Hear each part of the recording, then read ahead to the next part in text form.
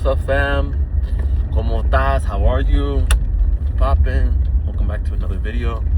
I'm just coming back home now, but I wanted to talk to you guys about today. Having a plan before moving out of your parents' crib. For real, for real. I'm not joking when I say that. I'm not trying to be funny. I'm just being straight up with you guys.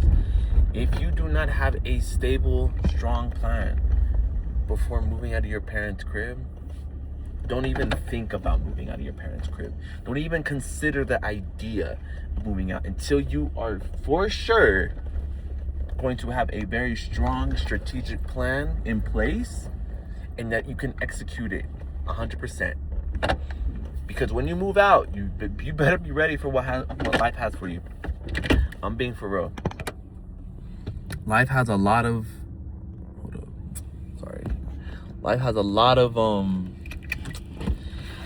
interesting challenges as well as interesting things you got to overcome, honestly. And you have to be strong-willed. You got to be mentally prepared. You got to be mentally strong, physically strong. I'm being dead ass, okay? Give you a little quick little background on me. I moved out of my mother's crib about a year and a half ago. I did at the time have a plan. I had a job that was giving me an apartment for a really cheap price. I said, boom, bam, yeah, I'm going to do it. Moved in. 3 months later, I hated the job. So what did I do? I said, you know what? I'm going to just quit.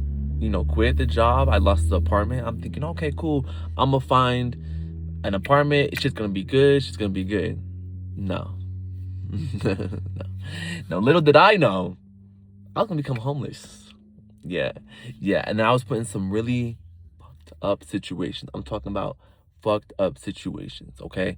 I was dealing with some abusive men. I was dealing with some manipulative men because I was in a bad position.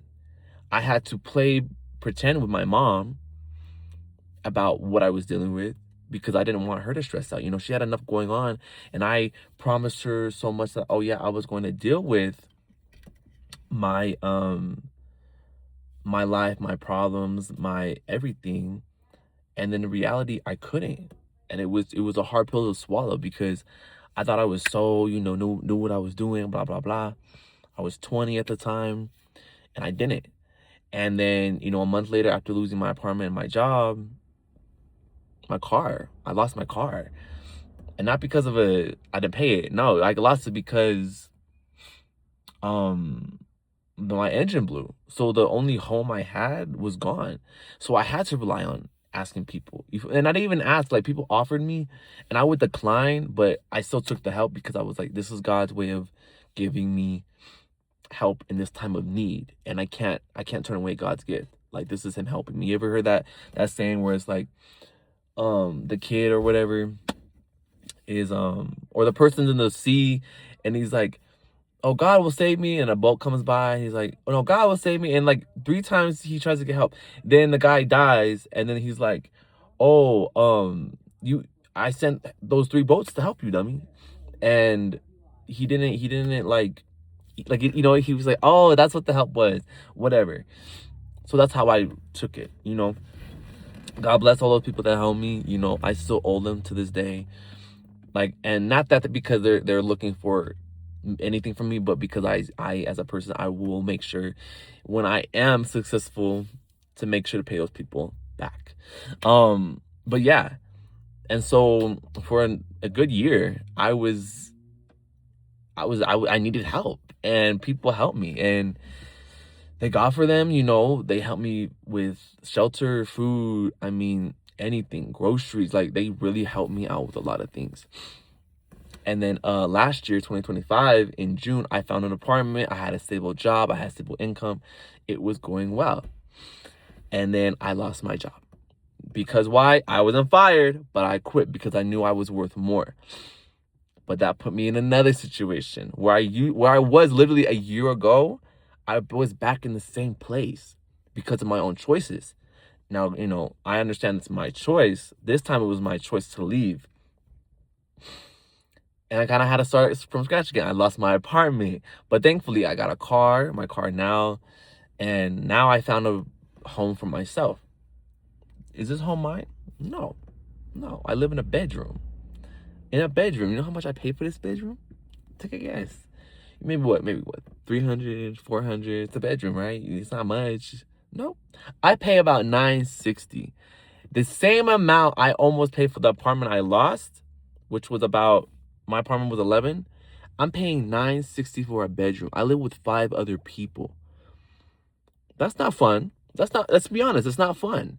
If I had the choice, I'd have my own home, a car garage, like everything, you know, like anyone would with a brain. And so now I live with people I don't really, I don't care for, of course. And it's uncomfortable at times, I don't want to come home and have to share a bathroom with somebody, nah. But because I made the decisions I made in my past, it's led me to where I am today. And I'm telling you, young people that are my age, that are my generation, to plan, to be smart about what you want to do in life, and to make sure that that plan is going to be strong. Now, I'm not saying your plan is going to stick. It's not. No plan sticks. Something always happens with a plan. But if you at least have a guide to where you want to go, your life will be much more smoother. Your youth will be much more smoother, and you can get to where you got to be. Now, I'm taking it day by day. Don't get me wrong. This is not my forever. I don't know how people call it their forever. This will never be my forever. Trust and believe that. But, if you're thinking of moving out, don't. Okay, take it from me. I'm 22. I'm cute. Like you want people like us. I'm sure people watching this, you want to live that good life. You want to live that stress-free life. But do it smart. Move slow, build, then take action. Don't just take action without thought, because that fucks you up. Thanks for watching today's video. Te quiero mucho. Adios.